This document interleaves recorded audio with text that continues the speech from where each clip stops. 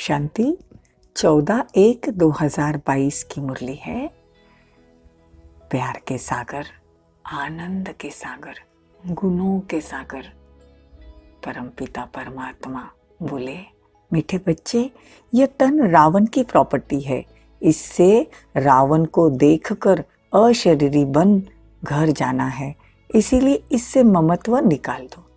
देखो बाबा छोटी सी बात इतनी राज वाली समझाते हैं। हम सबको शरीर ही देखते हैं और जब कोई शरीर छोड़ता है तो दुख भी इतना होता है। रावण मतलब दुख देना और हमारा असूल में हम आत्मा है। अशरीरी आए थे, अशरीरी जाना है। देखो आत्मा अविनाशी है और शरीर विनाशी है, तो बहुत ममत्व नहीं रखना है, केयर करनी है, शरीर का ध्यान रखना है, लेकिन बहुत टू मच में नहीं जाना है। प्रश्न है, सारी सृष्टि को शांति और सुख का दान देने की विधि क्या है? देखो, दान देना और सृष्टि को शांति का दान कैसे देना है, सुख का दान कैसे देना है, कैसे योग करना है, कैसे वाइब्रेशन फैलाने हैं, वो बाबा सिखा रहे हैं। उत्तर है, सवेरे सवेरे उठ अशरीरी होकर खुद को आत्मा समझकर बाप की याद में बैठना है।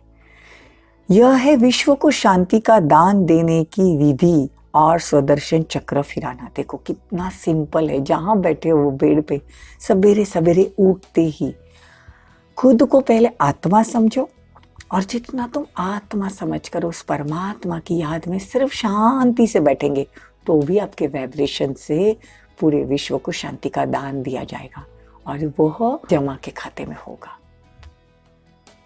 यह है विश्व को शांति का दान देने की विधि और फिर सुदर्शन चक्र घुमाना। सुदर्शन चक्र कैसे घुमाएंगे कि पहले हम सत्युग त्रेता में हम देवता थे, फिर द्वापर से हमारी मूर्तियों की पूजा होने लगी, फिर संगम युग पर कलयुग को याद नहीं करना है, कलयुग दुख देने वाला है तो दुख वाली चीज याद नहीं करनी, फिर संगम को याद करना है। संगम पर भगवान परमात्मा शिव ब्रह्मा तन में आकर हमको ज्ञान सुनाते हैं, फिर हम ज्ञान सुनते सुनते ब्राह्मण से फरिश्ता बन जाते हैं, फिर फरिश्ता से हम फिर वापस देवता बनते हैं। ये स्वदर्शन चक्र है। ये खुद का दर्शन करना है कि हमारे स्टेजेस है, ऐसे ही हमको चलना है और हम ऐसे ही चलते हैं। सिर्फ उसको याद करने से परमात्मा कहते हैं ना, शांति और सुख का दान ऑटोमेटिकली ये वाइब्रेशन पूरे विश्व में फैलेंगे। यह है सुख का दान देने की विधि। देखो, शांति का दान देने की विधि है आत्मा समझकर बैठो, अशरीरी होकर बैठो, और सुख का दान देने की विधि स्वदर्शन चक्र बैठे बैठे घुमाओ। ज्ञान और योग से ही तुम एवर हेल्दी एवर वेल्दी बन जाएंगे। सृष्टि नई दुनिया हो जाती है। गीत है, मुझे अपनी शरण में ले लो राम। ओम शांति। यह भगत भक्ति मार्ग में गीत गाते हैं कि हे राम अपनी शरण में ले लो। अंग्रेजी में कहते हैं कि एशलम में ले लो। हिंदी अक्षर शरणगति है, तो बाबा कहते हैं रावण का विनाश करने के लिए दशहरा मनाते हैं। यह भी एक निशानी है कि ये दुनिया का विनाश होना ही। रावण का विनाश करते हैं इनडायरेक्टली।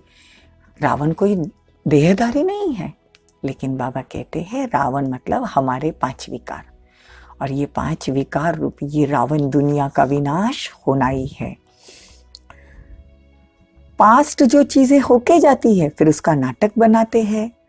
तुम बच्चे जानते हो, हम अभी रावण की जेल से निकल राम की एशलम में आते हैं। रावण राज्य में राम राज्य नहीं होता और राम राज्य में रावण राज्य नहीं होता। गाया भी जाता है, आधा कल्प राम राज, आधा कल्प रावण राज।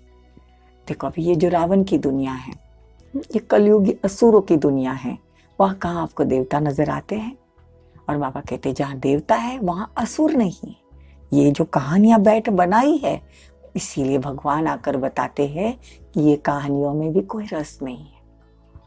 बात तो ऐसी है, जहाँ देवता है वहाँ असुर नहीं, और जहाँ असुर है वहाँ देवता नहीं। फिर देवता भी वहाँ असुरों से लड़ाई करेंगे, यहाँ भी मनुष्य से लड़ाई करते हैं, अपने असुरों संस्कारों से लड़ाई करते हैं, तो फिर बात क्या हुई? सतयुग में दुख देने वाली कोई भी चीज नहीं, वहां मच्छर तक नहीं, वहां डॉक्टर नहीं, वहां वकील नहीं, तो दुख देने वाली और कोई चीज है ही नहीं। प्रकृति भी सतो प्रधान, कभी ऐसी बहुत गर्मी नहीं होगी, कहीं ऐसी बारिश नहीं होगी, सदा बहारी मौसम रहेगा। तो कायदेशीर वहां चलता है, सतयुग कायदेशीर चलता है। इसीलिए संगम पर जब भगवान आते हैं तो आत्मा को कायदेशीर चलना सिखाते हैं, तभी तो हम वो दुनिया में जाएंगे। देखो, एक राज दूसरे राज से कनेक्ट है। बड़े प्यार से और ध्यान से मुरली सुनेंगे तो मुरली में रस आने लगेगा। बाबा कहते सतयुग में तो कोई दूसरा टापू ही नहीं रहेगा, कोई रावण राज्य नहीं। यहाँ पे देखो कितने राज्य हो गए हैं। इसलिए बाबा कहते हैं ब्रह्मा का दिन ब्रह्मा की रात, अर्थात ब्राह्मणों का दिन ब्राह्मणों की रात। दिन मतलब सोजरा मतलब सतयुग, और रात मतलब कलयुग। सतयुग त्रेता में भक्ति नहीं रहती, आधा कल्प भक्ति चलती है, आधा कल्प ज्ञान चलता है। पहले पहले भक्ति भी अव्यभिचारी होती है, मतलब एक की पूजा होती है, वो भी शिव की। अभी देखो व्यभिचारी भक्ति है, अनेकों की भक्ति करते हैं। कच्छ मच्छ में देखो भगवान को भक्ति करते हैं। मनुष्य की बुद्धि सतो प्रधान सतो रजो तमो हो गई है, इन स्टेजेस से पास होती है। सतो प्रधान बुद्धि थी तो देखो भक्ति करने की जरूरत ही नहीं। थोड़ी रजो में आती है तो एक की भक्ति चलो शिव की करते हैं, और तमो में आती है तो अनेकों की। अभी तो तमो प्रधान बन गए, सबकी भक्ति करते हैं, सबकी भक्ति करते हैं। समझते कुछ भी नहीं कि आत्मा की बैटरी डिस्चार्ज हुई है, काम जड़ पे करना है, जड़ पे काम करेंगे। बीज को पानी डालेंगे तो झाड़ को तो अपने आप पानी मिलना है, पत्ते पत्ते डाली डाली को पानी डालने की जरूरत ही नहीं है। ये छोटी सी बात भी नहीं समझते, इसलिए भगवान आके समझाते हैं। बाप समझाते हैं तुमने अभी राम अथवा शिव बाबा की गोद ली है। ईश्वर को बाबा कहते हैं। जब वो फादर है फिर फादर को सर्वव्यापी कहना ये कहाँ सुना था क्या? भगवान को कन कन में डाल देते, कच्छ मच्छ कन कन में भगवान को सर्वव्यापी कहना यह कभी सुना था क्या? बाप समझाते हैं सर्वव्यापी के ज्ञान से तुमको कुछ भी फायदा नहीं हुआ। हर जगह भगवान है ऐसा बोलने से फायदा क्या हुआ? एक जगह पे भगवान है, ऊपर से नीचे आ रहे, सामने बैठे हैं और वरदान दे रहे, तो ये थोड़ा सहज हो जाता है। कण कण में भगवान। बाबा कहते मैं तो सतगति देने वाला हूँ, रावण तो दुर्गति को लेके जाते हैं। तो यह तुम्हारा ईश्वरीय जन्म है। देखो मनुष्य जन्म हमने अनेक लिए, दैवी जन्म भी हमने लिए। सतयुग त्रेता में हम दैवी गुणों वाले थे, लेकिन अभी जो हमारा जन्म है ना संगम पर, वो ईश्वरीय गोद में है। दैवी गोद में पले, मनुष्य गोद में पले, लेकिन ईश्वरीय गोद हीरे तुल्य, सोने से भी हीरे की ज्यादा वैल्यू होती। तो अभी हमारा जन्म हीरे तुल्य है। अभी जितना समय होता है ना उतना परमात्मा को याद करो, क्योंकि यह समय वापस कभी नहीं आएगा। सतयुग में भी परमात्मा नहीं आते, हमको देवता बनाकर, लायक बनाकर, बादशाही देकर खुद परमधाम में बैठ जाते हैं। द्वापर से हमने कितनी भक्ति में परमात्मा को पुकारा, तब भी परमात्मा का आने का समय नहीं है। अब भी स्कीम चल रही है, एक का पदम गुना। एक बार बाबा को याद करो, बस पदम गुना फल पाओ। ये स्कीम सिर्फ अब भी है। करना क्या है? चलते फिरते सिर्फ दिल से बाबा बाबा बाबा। कोई पूजा, कोई पाठ, कहीं जाकर बैठना, कुछ नहीं। कोई भी धंधा दौरी करते, दिल से बाबा को याद करो। देखो हमारे भी कर्म विनाश हो जाएंगे। ये छोटा सा संगम युग है, जबकि ये दुनिया भी बदली होने वाली है। आयरन एज से अब गोल्डन एज बनने वाली है। तो बाबा कहते हैं कि बच्चे, दुनिया वालों को पूछो भगवान से तुम्हारा क्या संबंध है, तब समझेंगे भगवान बाप है। भगवान को भगवान के पद पर तो रखो, कण कण में क्यों डालते हो? देखो कितनी अच्छी तरह से बाबा समझाते हैं। सब एक जैसे कैसे होंगे? कहते सब भगवान की लीला है, एक रूप छोड़ दूसरा लेता है, लेकिन परमात्मा को पुनर्जन्म थोड़ी ही लेना होता है। यह बाप दादा दोनों ही कंबाइंड है और बच्चों को समझा रहे। बाप दादा मतलब ब्रह्मा के तन में, ब्रह्मा की आत्मा भ्रुकुटी में, उसके बाजू में शिव बाबा आकर बैठते हैं। ये दोनों कंबाइंड है और वो कंबाइंड होकर हम बच्चों को समझाते हैं। बाप दादा का भी अर्थ किसी को बुद्धि में नहीं है। बाप और दादा, बाप शिव बाबा, दादा ये ब्रह्मा बाबा। बाबा कहते हैं इसका अर्थ भी दुनिया नहीं समझती। कहते तमेव माताश्च पिता तमे हो, ओ गॉड फादर भी कहते हैं तो जरूर मदर भी तो चाहिए ना। ब्रह्मा है मेल का शरीर, लेकिन देखो ये राज भी बड़ा गुह्य है। ब्रह्मा बाबा, ये जो ब्रह्मा है वो माँ बनकर हमारी पालना करते। कैसे? ब्रह्मा शिव बाप ने ब्रह्मा को एडॉप्ट किया, मतलब वो उनकी पत्नी हुई, वननी हुई, और ब्रह्मा के मुख द्वारा हम बच्चों को लिया, एडॉप्ट किया, तो हम उसके बच्चे। तो मात पिता ब्रह्मा बाबा और शिव बाबा ये हमारे मात पिता हैं। और अभी भी ब्रह्मा सूक्ष्म वतन में बैठकर हमारी अभी भी पालना करते हैं। कभी अनुभव करना, ब्रह्मा माँ को बुलाना। अभी तो अव्यक्त मास चल रहा है, ब्रह्मा बाबा को आप बोलना कि बाबा हमने तो आपके साथ कभी अनुभव ही नहीं किए, सिर्फ कहानियां ही सुनी। देखो अभी संगम पर भी ब्रह्मा माँ अपने बच्चों की पालना करती है। अनुभव करने की बात है। इसीलिए कहते हैं ना, अपनी घूट तो नशा चढ़े। खुद को ये घूटना है, खुद को ये नशा चढ़ाना है, खुद को अनुभव करना है, दुनिया वालों को नहीं पता चलेगा। बाबा कहते हैं ये पढ़ाई है मनुष्य से देवता बनने की। मनुष्य किसको देवता बना ना सके। मनुष्य को थोड़ी देवता बना सकते हैं, ये तो भगवान का काम है। बाबा आकर मनुष्य को देवता बनाते हैं, क्योंकि बाबा ही स्वर्ग की स्थापना करते हैं। ब्राह्मणों की माला नहीं गाई जाती, वैजयंती माला विष्णु की है। जो विजय होते हैं, भगवान का सुनते हैं, उस पर चलते हैं, विजयी होते हैं, वो वैजयंती माला में आते हैं। और बाबा कहते ब्राह्मणों की, मतलब हम बच्चों की माला नहीं बनती। हमारी स्थिति कभी आज बहुत अच्छी है, कभी नीचे है, तो बाबा माला नहीं बना सकते। नंबर 1 कौन, नंबर 2 कौन, लेकिन वैजयंती माला जरूर बनती है। यह है ईश्वरीय घराना। तो अब नया शुरू होता है। आगे था रावण का असुरी घराना। रावण को असुर कहा जाता है। जन्म जन्म तुमको साकार से वर्षा मिला, सतयुग में भी साकार से मिला। देखो बात समझने की है। जन्म जन्म तुमको साकार से वर्षा मिला, मतलब शरीरी बाप जो पिता है, साकार में जो जिस आत्मा का मतलब शरीर का पिता है, मेरा पिता अलग, आपका पिता अलग, वो अपने अपने बच्चों को अपने अपनी प्रॉपर्टीज देते हैं। तो साकार में हर एक मनुष्य अपने पिता से प्रॉपर्टी लेता है। सतयुग में भी देवता घराने में थे, तब भी हमको अपने पिता से प्रॉपर्टी मिलती है। लक्ष्मी नारायण के बच्चों को उनसे प्रॉपर्टी मिलती है। लेकिन यही संगम युग ऐसा है, इस समय तुमको निराकार बाप से 21 जन्मों का वर्षा मिलता है। अंडरलाइन, ये बात बड़ी समझने की है। मुरली सुनते टाइम बड़े ध्यान से सुनो, समझो, तो क्या होने लगेगा? मुरली में रस आने लगेगा, मुरली अच्छी लगने लगेगी। अच्छा, मीठे मीठे सिकी लदे बच्चों प्रति माता पिता बाप दादा को याद प्यार और गुड मॉर्निंग। रूहानी बाप की रूहानी बच्चों को नमस्ते। हम रूहानी बच्चों की रूहानी माता पिता बाप दादा को याद प्यार गुड मॉर्निंग, नमस्ते, थैंक यू, बहुत बहुत शुक्रिया।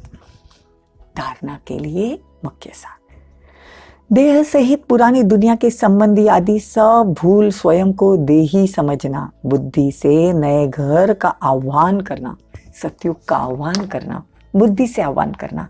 तो क्या होगा? जितना हम बुद्धि से सतयुगी दुनिया को देखेंगे तो हम सत्व प्रधान बनते जाएंगे। ये एक राज है। और दुनिया में हमारे आजू बाजू लोग भी सत्व प्रधान आते जाएंगे। हम कलयुगी दुनिया वाले बातों का आह्वान करते हैं तो नजदीक में वही आते ही हिसाब किताब लेने। देखो ये छोटे छोटे राज है, लेकिन बड़े समझने के हैं। सवेरे सवेरे उठ सारी दुनिया को शांति और सुख का दान देना है। कैसे? अशरीरी होकर आत्मा होकर बैठेंगे तो शांति का दान मिलेगा, और सुदर्शन चक्र घुमाएंगे तो सुख का दान। इससे पुण्य का खाता जमा होता है। ये बड़ी बड़ी सुंदर रहस्य की बात है। और सिर्फ सवेरे सवेरे उठ कर ही करना है ऐसे नहीं, चलते फिरते रात को जब भी आपको याद आए खुद को आत्मा समझना है तो शांति का दान दे के होगा। और स्वदर्शन चक्र घुमाएंगे कि हम देवता थे, फिर हमारी मूर्तियों की पूजा होने लगी, फिर हम ही ब्रह्म कुमार बने, बाबा की रोज मुरली सुनने लगे, फिर हम ही हल्के बन गए, फरिश्ता बनकर उड़ने लगे, फिर उसमें से आत्मा निकल परम धाम गई, फिर वापस सतयुग में आई। ये स्व का दर्शन हुआ। स्व का दर्शन रोज करना है। इससे क्या होगा? खुद को तो सुख मिलेगा, खुद तो सतयुग में जाएंगे ही, लेकिन पूरी दुनिया को सुख का दान देके होगा। और जितना तुम दान देंगे उतना जमा होता जाएगा। जितना पुण्य का खाता जमा होगा उतना जीवन के दुख दर्द समाप्त होते जाएंगे। बात इतनी सी है, सवेरे सवेरे उठकर दुनिया को शांति का और सुख का दान देना है। सुन लेते हैं लेकिन उसको अप्लाई नहीं करते। जब अप्लाई करेंगे तो अपना जीवन तो सुखमय बनेगा, हर आश पूरी होगी। क्योंकि भगवान की आश जो पूरी करते हैं ना, उनकी दिल की हर तमन्ना पूरी होती है। इसीलिए कहते हैं साफ दिल मुराद हासिल। जिसकी दिल साफ है, बाबा जो कहते हैं वो करना है, हर मुराद हासिल होगी। करके देखना। आज से ये धारणा का पॉइंट दिल में पक्का कर देना कि चलते फिरते मैं आत्मा हूँ, मैं आत्मा हूँ, मैं आत्मा हूँ। परमात्मा की शक्तियाँ मुझ पर बरस रही है। और सुख का दान देने के लिए मैं देवता था, सतयुग में रहता था, सोने के महल थे। खुद को अपना वो जीवन देखना है जो भगवान देना चाहते हैं। वो थे हम, ये कोई इमेजिन नहीं है, सच में थे। फिर द्वापर में जब दुख शुरू हुआ तो देवताओं के मतलब हमारी मूर्तियों की पूजा शुरू हो गई और हमारे सामने भक्त की लाइन खड़ी है। हम सबकी इच्छाएं पूरी कर रहे हैं। जहाँ तहाँ हमारी मूर्तियां लगी हुई है। हम कहाँ देवी, कहाँ गणपति बनकर लोगों की इच्छाएं पूरी हो रही है। फिर संगम युग पर आना है, बाबा से ज्ञान और योग की शिक्षा ले रहे हैं, मधुबन में जा रहे हैं, बाबा के सामने बैठे हैं, ये इमेजिन करना है। फिर हम फरिश्ता बनकर उड़ने लगे, पूरे विश्व को शांति और सुख का दान देते देते आत्मा परम धाम चली गई। वहां से सतयुग। देखो, एक एक मिनट के लिए भी आप ये सिर्फ देख सकते हो इमेजिन करके। बाबा कहते हैं करते रहना। वरदान, आकारी और निराकारी स्थिति के अभ्यास द्वारा हलचल में भी अचल रहने वाले बाप समान भव। देखो, आकारी मतलब अभी देखा ना, फरिश्ता रूप आकारी, और निराकारी मैं आत्मा हूं। ये अभ्यास करना है बार बार कि मैं फरिश्ता हूं, मैं आत्मा हूं, मैं आत्मा हूं। तो क्या होगा, दुनिया में कितनी भी हलचल होगी, जीवन में भी कितनी हलचल होगी, लेकिन हम अचल रहेंगे और भगवान जैसे बाप समान बन जाएंगे। जैसे साकार में रहना नेचुरल हो गया है।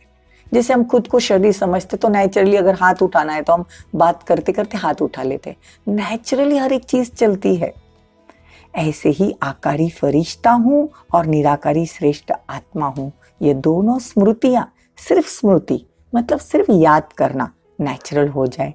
क्योंकि शिव बाबा है निराकारी और ब्रह्मा बाबा है आकारी। अगर दोनों से प्यार है तो समान बनो। ब्रह्मा बाबा से भी प्यार है तो ब्रह्मा बाबा भी आकारी रूप में, सूक्ष्म वतन में, फरिश्ता रूप में हम बच्चों को आह्वान करते हैं कि बच्चे हम तुम्हारे लिए रुके हैं। हम भी अब तब तक सतयुग में नहीं जाएंगे जब तक मेरे बच्चे साथ में नहीं चलेंगे।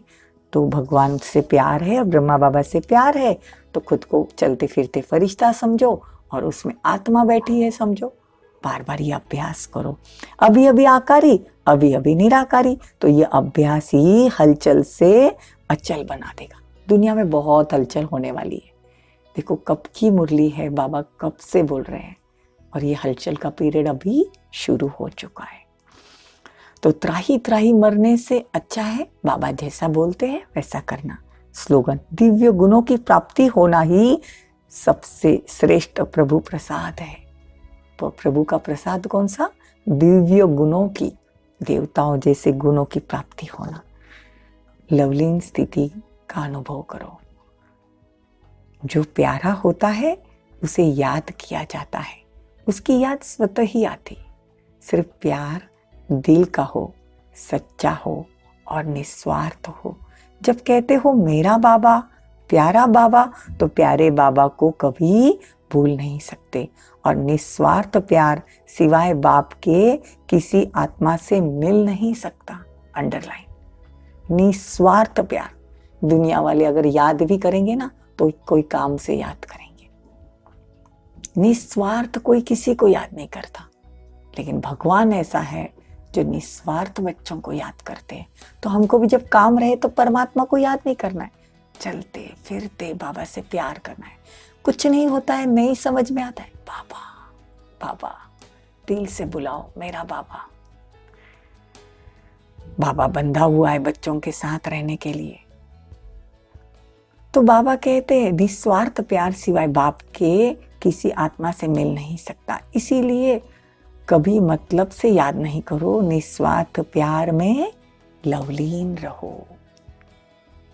ओम शांति, ओम शांति।